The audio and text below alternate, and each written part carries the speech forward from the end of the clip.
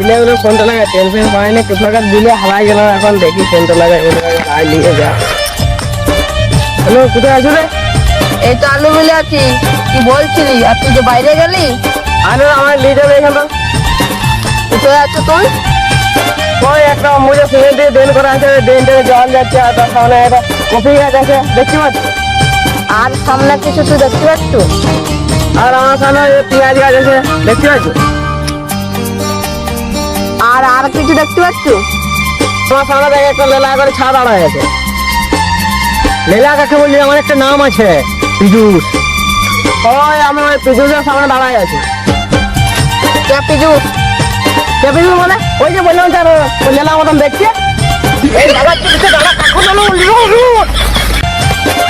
ওই শালা লেলা মতন দেখছে না, লেলা বললে দোষ না।